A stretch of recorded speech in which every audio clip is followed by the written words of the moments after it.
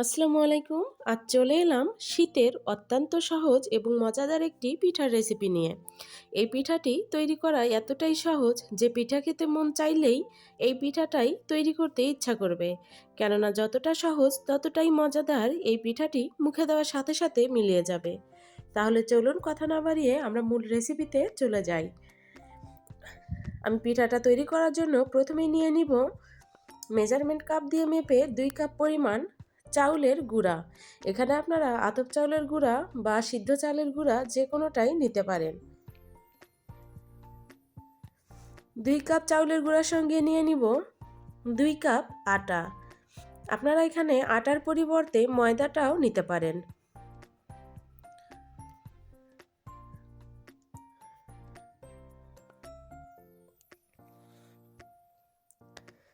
এখন দিয়ে দিব পরিমাণ মতো লবণ। আমি লবণ দিয়ে দিলাম হাফ চামচের কম। লবণটা দেওয়ার পর এখন দিয়ে দিব নরমাল তাপমাত্রার পানি। আমি প্রথমে 1 কাপ পরিমাণ পানি দিয়ে নিচ্ছি।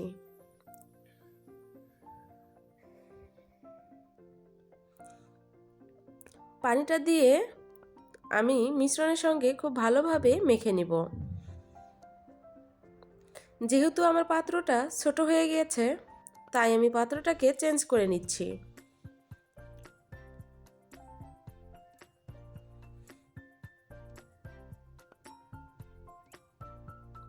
আমি আবারও দিয়ে দিলাম 1 কাপ পরিমাণ নরমাল তাপমাত্রার পানি।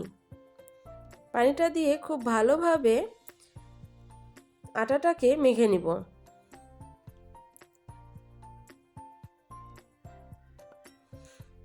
আপনারা চাইলে এখানে শুরু থেকে হ্যান্ড উইচটা ব্যবহার করতে পারেন। আমার হাত দিয়ে করতে সুবিধা মনে হয়, তাই আমি শুরুতেই হাত দিয়েই করে নিলাম। এখন আমি আবারও দিয়ে দিব 1 কাপ পরিমাণ নরমাল তাপমাত্রার পানি, অর্থাৎ 4 কাপ আটা এবং চাউলের গুঁড়ার মিশ্রণের সঙ্গে নিয়ে নিলাম 3 কাপ পরিমাণ নরমাল তাপমাত্রার পানি। এখানে আপনারা মেজারমেন্ট কাপের পরিবর্তে চায়ের কাপটাও ব্যবহার করতে পারেন, অর্থাৎ যে কাপ দিয়ে আপনারা মেপে নেবেন সেই কাপ দিয়ে পানিটা দিয়ে নিলেই হবে। এবার হ্যান্ড উইচের সাহায্যে কিছু সময় মেখে নেওয়ার পর আমি আবার এখানে দিয়ে দিলাম বেকিং পাউডার। আমি বেকিং পাউডার দিয়ে নিলাম 1 টিস্পুন, অর্থাৎ 1 চা চামচ। বেকিং পাউডারটা দেওয়ার পর হ্যান্ড উইচের সাহায্যে খুব ভালোভাবে মিশিয়ে নিব। এখন দিয়ে দিব আগে থেকে জাল করে রাখা খেজুরের গুড়। খেজুরের গুড়টা কিন্তু ঠান্ডা হয়ে গিয়েছে।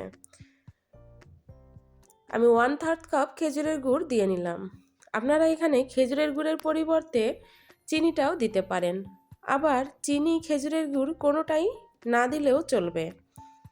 আমি টেস্টে একটু ভিন্নতা আনার জন্য খেজুরের গুড়টা দিয়ে নিয়েছি, এতে করে খেতে খুব ভালো লাগে আমার কাছে, তাই। তবে আপনারা যদি মিষ্টি খেতে না চান তাহলে মিষ্টি না দিলেও চলবে। সেম পদ্ধতিতেই ভেজে নেবেন এবং ভর্তা বা ঝাল কোনো চাটনির সঙ্গে খেয়ে নেওয়া যায় এই পিঠাটি। যেভাবেই খান না কেন এই পিঠাটি সেইভাবেই মজা লাগবে।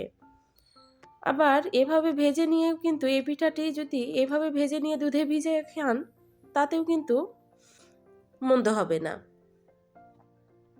যারা কখনোই চিতই পিঠা তৈরি করতে পারেননি বা অন্য কোনো পিঠা তৈরি করতে পারেননি, তারাও এই পিঠাটি অনায়াসেই তৈরি করে নিতে পারবেন। কেননা পিঠাটি তৈরি করা অত্যন্ত সহজ, যে কেউ তৈরি করতে পারবে এই পিঠাটি।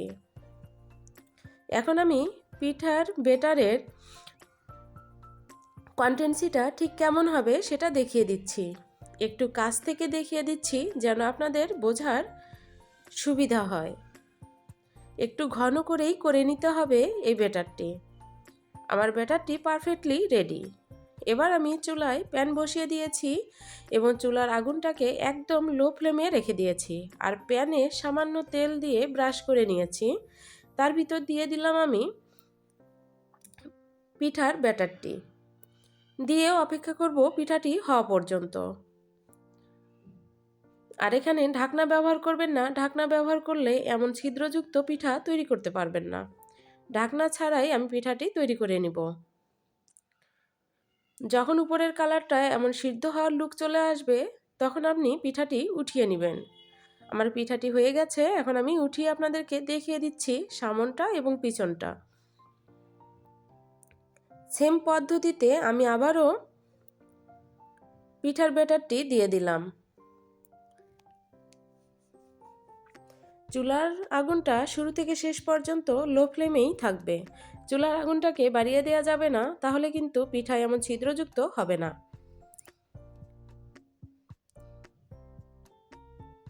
আমি একই পদ্ধতিতে সবগুলো পিঠা ভেজে নিয়েছি। যারা কখনোই পিঠা তৈরি করতে পারেননি তারাও এই পিঠাটি খুব সহজেই তৈরি করে নিতে পারবেন, কেননা পিঠাটি অনেক সহজ, যে কারো হাতেই একদম পারফেক্টভাবে পিঠাটি তৈরি হয়ে যাবে। আশা করি আজকের এই রেসিপিটি খুব ভালো লাগবে আপনাদের। যদি ভালো লাগে তো অবশ্যই লাইক করবেন, কমেন্ট করবেন এবং চ্যানেলটিকে সাবস্ক্রাইব করে পাশে থাকবেন। যারা আমার চ্যানেলটিকে সাবস্ক্রাইব করে আমার পাশে আছেন তাদেরকে জানাই অনেক অনেক ধন্যবাদ, এবং যারা নতুন তাদেরকে জানাই অভিনন্দন। আল্লাহ হাফেজ।